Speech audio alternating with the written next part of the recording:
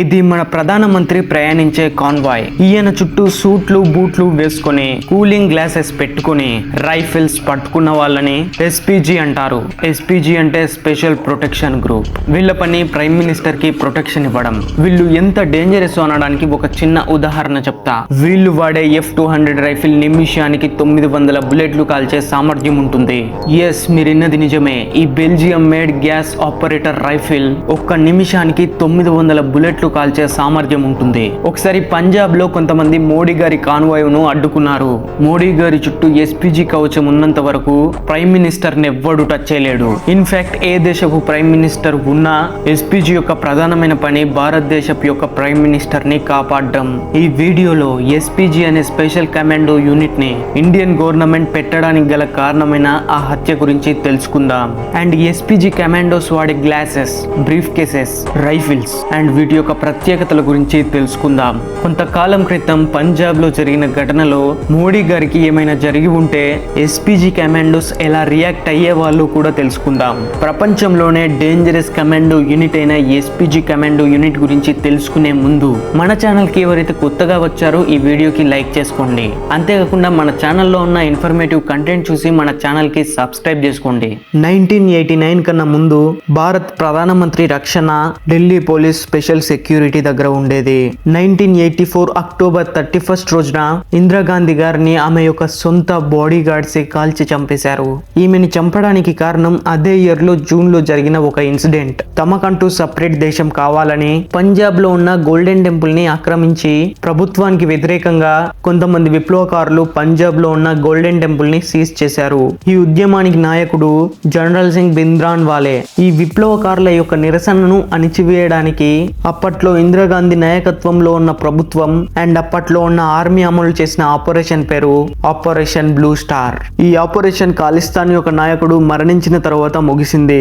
మన అజిత్ దోవల్ గారు ఈ ఆపరేషన్ లో కీలక పాత్ర పోషించారు. ఈ ఆపరేషన్ అజిత్ దోవల్ ని హీరోని చేసింది. కానీ పంజాబ్ లోని ఖాలిస్తాన్ సపోర్టర్స్ కి మాత్రం ఇందిరాగాంధీ పట్ల ద్వేషాన్ని నింపింది. ఈ టోటల్ ఎపిసోడ్ యొక్క రిజల్ట్ ఇందిరాగాంధీ యొక్క సొంత సెక్యూరిటీ పోలీసులే ఈమెని కాల్చి చంపారు. ఇందిరాగాంధీ గారు వీరగతి పొందిన తరువాత ఇండియన్ ప్రైమ్ మినిస్టర్ రక్షణ గురించి సమీక్షించడానికి ఇలాంటి దారుణమైన సిచ్యువేషన్ ఇంకొకసారి రిపీట్ కాకుండా ఉండడానికి ఎటువంటి జాగ్రత్తలు తీసుకోవాలి అని secretariat ministry of home affairs వాళ్ళు ఒక కమిటీని వేశారు. ఆ కమిటీ సిచ్యువేషన్ ని పూర్తిగా అనలైజ్ చేసిన తరువాత ప్రధానమంత్రి రక్షణ కోసం ఒక ఇండిపెండెంట్ ఏజెన్సీ కావాలని రికమెండ్ చేసింది. ఆ ఇండిపెండెంట్ ఏజెన్సీ పేరే స్పెషల్ ప్రొటెక్షన్ గ్రూప్. ఈ ఎస్పీజీ యూనిట్ ప్రపంచంలోనే చాలా డేంజరస్ యూనిట్. యుఎస్ ప్రెసిడెంట్ కి ఏ తరహాలో అయితే సెక్యూరిటీ ఇవ్వబడుతుందో అలాంటి సెక్యూరిటీని ఎస్పీజీ కమాండో అందిస్తుంది. మొన్న మోడీ గారు పంజాబ్ లో పర్యటించినప్పుడు ఫిరోజాపూర్ కి దగ్గరలో ఉన్న ఒక ఫ్లైఓవర్ పైన మోడీ గారి కాన్వాయ్ ను కొంతమంది నిరసనకారులు మరియు external funded anti social forces అడ్డుకున్నాయి. 20 నిమిషాల పైనే ఫ్లైఓవర్ పై కాన్వాయ్ ఆగి ఉంది. ఈ సెక్యూరిటీ ల్యాబ్స్ గురించిన కారణాలేంటి? ఈ సెక్యూరిటీ ల్యాబ్స్ కి ఎవరి నిర్లక్ష్యం కారణం? ఇది యాక్సిడెంటలా లేదా కాన్స్పిరసీ అనే విషయాలు ఇక్కడ నేను డిస్కస్ చేయడం లేదు. ఎందుకంటే నరేంద్ర మోడీ గారు ఈ దేశపు యొక్క ప్రధానమంత్రి. ఆయన రక్షణ ఎంతో ముఖ్యం. ఒకవేళ ఆ రోజు పిఎం మోడీ గారి పైన దాడి జరిగి ఉంటే అనే ప్రశ్నలు అందరికీ తలెత్తుతాయి. ఎస్పీజీ కమాండో యూనిట్ ని దాటి ప్రధానమంత్రిపై దాడి చేయడం అంటే అంత ఈజీ కాదు. కాన్వాయ్ చుట్టూ చూడండి ఎస్పీజీ కమాండోస్ ఎలా నిలబడి ఉన్నారు. వీళ్ళు ఎవ్వరికి భయపడరు. కొంచెం అనుమానం వచ్చినా వాళ్ళని కాల్చే పూర్తి అధికారం వీళ్ళకు ఉంటుంది. ఏ శక్తులు ఎంత ప్రయత్నించినా కూడా ఎస్పీజీ కమాండో యూనిట్ ని దాటిన తరువాతే ప్రధానమంత్రి దగ్గరికి వెళ్లాల్సి ఉంటుంది. ఈ ఎస్పీజీ కమాండో సూట్స్ లేదా అప్పుడప్పుడు సఫారీ డ్రెస్ వేసుకొని కనిపిస్తూ ఉంటారు. వీళ్ళు ఈ సూట్ లోపల ఇలాంటి డ్రెస్సింగ్ ని ధరించి ఉంటారు. Light weight bullet proof jacket, ఒక communication device, elbow pads, bullet proof knee pads, highly protected specially designed shoes. వీళ్ళ చేతిలో ఉన్నది బ్రీఫ్ కేస్ కాదు, ఇది ఒక ఫోల్డబుల్ టైప్ లో ఉన్న బుల్లెట్ ప్రూఫ్ షీల్డ్. ఏదైనా అటాక్ జరిగినప్పుడు ఈ బ్రీఫ్ కేస్ ని అన్ఫోల్డ్ చేసి ఒక షీల్డ్ లాగా పిఎం చుట్టూ రక్షణ అందించే ఎక్విప్మెంట్ లాగా వాడతారు. ఎన్ఐజీ లెవెల్ 3 ప్రొటెక్షన్ ని ఈ షీల్డ్ కలిగి ఉంది. వీళ్ళు క్యారీ చేసే Belgium FN hostel F-2000 rifle ప్రత్యేకత ఎస్పీజీ కమాండోస్ ని ఒక లెవెల్ దాటి నిలబెడుతుంది. ఈ రైఫిల్స్ నిమిషానికి 900 బుల్లెట్లు కాల్చే సామర్థ్యం కలిగి ఉంటాయి. ఒక్క ఎస్పీజీ కమాండో 3000 సాధారణమైన వ్యక్తులతో సమానం. దీంతో పాటు ఎస్పీజీ కమాండో ఒక ఆస్ట్రియన్ మేడ్ గ్లాక్ 19 పిస్టోల్ ని పెట్టుకుంటారు. ఇది నిమిషానికి 100 బుల్లెట్లు ఫైర్ చేసే కెపాసిటీ కలిగి ఉంటుంది. దీని రేంజ్ 200 మీటర్లు, అంటే 200 మీటర్ల వరకు ఇది కవర్ చేయగలదు. మరొకటి F1 స్కార్ రైఫిల్. దీని యొక్క రేంజ్ నిమిషానికి 600 నుండి 700 బుల్లెట్స్, 300 మీటర్లు కవర్ చేసే రేంజ్ ఉన్న షార్ట్ స్ట్రోక్ గ్యాస్ పిస్టల్ ఇది. దీంతో పాటు F1 హస్టల్ P90 మిషన్ గన్. ఈ రైఫిల్ నిమిషానికి 800 నుండి 1100 బుల్లెట్స్ కాల్చే కెపాసిటీ కలిగి ఉంటుంది. వీటన్నిటితో పాటు వీళ్ళ కార్స్ లో పెద్ద మొత్తంలో అంబినిషన్ స్టాక్స్ కూడా ఉన్నాయి. వీళ్ళు వేసుకున్న డార్క్ గ్లాసెస్, వీళ్ళు ఎటువైపు చూస్తున్నారు అని శత్రువులకు డౌట్ రాకుండా ఉండడానికి ఈ గ్లాస్ అనేది డార్క్ బ్లాక్ కలర్ లో డిజైన్ చేయబడింది. ఒక SPG కమాండో 3000 మందికి సమానం అంటే ఊహించండి ఒకసారి వాళ్ళు ఏ రేంజ్ లో ట్రైనింగ్ తీసుకున్నారు అని. SPG కమాండోస్ యొక్క యాన్యువల్ బడ్జెటే 429 crores.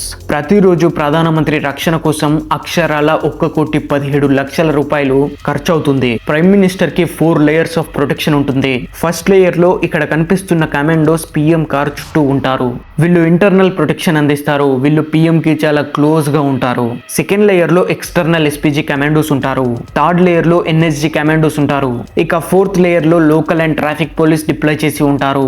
ఒకవేళ ఎవడైనా ఫోర్త్ అండ్ థర్డ్ లేయర్ ని దాటి ప్రధానమంత్రిపై దాడి చేయాలి అని అనుకుంటే సెకండ్ లేయర్ లోనే వాడిని ఆలోచించకుండా కాల్చి చంపేస్తారు. SPG కమాండోస్ ఎవరితో పర్మిషన్స్ తీసుకునే అవసరం లేదు. ఎవరి మీనైనా అనుమానం వచ్చిందా వాళ్ళని లేపేయడమే. ఫస్ట్ లేయర్ ని దాటాలంటే ప్రాణాలతో అయితే ఎవ్వరూ దాటలేరు. ప్రధానమంత్రిని ఎవరైనా అడ్డుకున్నా, చుట్టుముట్టినా, తాకాలని ప్రయత్నించినా, బాంబు వేయడానికి ప్రయత్నించినా కూడా PM వెంట్రుక కూడా కదపలేరు. ఎందుకంటే PM కూర్చునే కార్ ఒక కవచం లాంటిది. బాంబ్స్, గ్రానైట్స్, ఈవెన్ పెట్రోల్ తో ఈ కార్ ని తగలపెట్టినా ఆ కార్ కి ఏం కాదు. ఈ car fuel engine fire proof తరహాలో తయారు చేశారు. ఒకవేళ ఈ కార్ యొక్క టైర్ బ్లాస్ట్ అయినా కూడా ఈ కార్ గంటకు 90 కిలోమీటర్ల వేగంతో వెళ్తుంది. అంతేకాకుండా 120 కిలోమీటర్లను కూడా క్రాస్ చేయగలదు. బికాస్ ఈ టైర్స్ కూడా చాలా అడ్వాన్స్డ్ టెక్నాలజీతో తయారు చేయబడ్డాయి. PM కాన్వాయ్ లో 2 మెర్సిడీస్ మేబెచ్ S650 VR10 ప్రొటెక్షన్ ఉంటుంది. ఇందులోనే PM కూర్చొని ఉంటాడు. VR10 ప్రొటెక్షన్ అంటే ఈ వెహికల్ బ్యాలిస్టిక్ బ్లాస్ట్ వంటి దాడులను కూడా తట్టుకునేంత స్ట్రాంగ్ గా ఉంటుంది. Tata safari electric counter missile car ఉంటుంది. దీంట్లో జామర్స్ ఫిక్స్ చేసి ఉంటాయి. దీని యొక్క పని ఎక్స్ప్లోజివ్స్ ని డిటెక్ట్ చేసి సమాచారాన్ని సేకరించడం. దీంతో పాటు 3 BMWలు 7 series sedans, 4 range రోవర్లు, 8 BMW X5s మరియు 6 ల్యాండ్ క్రూజర్లు. దీంతో పాటు ఎమర్జెన్సీకి 2 మర్సిడీస్ బెంచ్ ప్రింటర్స్. అంబులెన్స్ కూడా PM కాన్వాయ్ లో ఉంటుంది. మన టీవీ ఛానల్స్ లో కొంతమంది అన్నారు పై నుండి PM గారి మీద ఒక బాంబు వేస్తే ఎలా, ఫ్లైఓవర్ పై 20 నిమిషాలు PM కాన్వాయ్ ను అలా ఆపి ఉండకూడదని. వాళ్ళందరికీ సమాధానమే ఈ మెర్సిడీస్ బెంచ్ VR10 సర్టిఫికేషన్. ఇంకొంతమంది అన్నారు PM కాన్వాయ్ పాకిస్తాన్ బార్డర్ 30 కిలోమీటర్ల దగ్గరలో ఆపారు అని. పాకిస్తాన్ నుండి ఎవరైనా అటాక్ చేసి ఉంటే ఏంటి పరిస్థితి అని ప్రశ్నించారు. ఫస్ట్ ఆఫ్ ఆల్ పాకిస్తాన్ కి అంత సీన్ లేదు. ఇప్పుడు కూడా పాకిస్తాన్ పరిస్థితి అస్సలు బాలేదు. ఇప్పట్లో కూడా పాకిస్తాన్ మొత్తం అప్పుల్లో కూరుకుపోయింది. ఒక దేశానికి సంబంధించిన వ్యక్తులు ప్రధాన మంత్రిపై దాడి చేయాలి అంటే 3వ ప్రపంచ యుద్ధానికి సిద్ధంగా ఉండాలి. పాకిస్తాన్ ఇలాంటి సిచ్యువేషన్స్ లో అలాంటి తప్పు చేయదు. ఇంత హై లెవెల్ ప్రొటెక్షన్ ఉన్నప్పుడు కూడా ప్రధాన మంత్రిపై దాడి చేయాలి అని అనుకుంటే SPG కమాండోస్ S2000 రైఫిల్ కంటే ఎవ్వరూ బాగా సమాధానం ఇవ్వలేరు. SPG లో సెలెక్ట్ అవ్వాలి అంటే లేదా central industrial security force, border security force, central reserve police force లో అవుట్ స్టాండింగ్ పర్ఫార్మెన్స్ ఉన్న వారికే SPG లో పనిచేసే అవకాశం దొరుకుతుంది. SPG కమాండో అనేవాడు ప్రతి ఇయర్ చేంజ్ అవుతూ ఉండాలి. 1 ఇయర్ కి మించి SPG కమాండ్ లో పనిచేసే అవకాశం లేదు. 1 ఇయర్ సర్వీస్ చేసిన తరువాత ఆ కమాండో ఏ యూనిట్ నుంచి వచ్చాడో ఆ యూనిట్ కి తిరిగి వెళ్ళిపోవాలి. ఎగ్జాంపుల్ BSF లో అవుట్ స్టాండింగ్ గా పర్ఫార్మ్ చేసిన కమాండో SPG లో సెలెక్ట్ అయి 1 ఇయర్ సర్వీస్ చేసి తిరిగి మళ్ళీ ఆ commando BSF border security force కి వెళ్లాల్సి ఉంటుంది.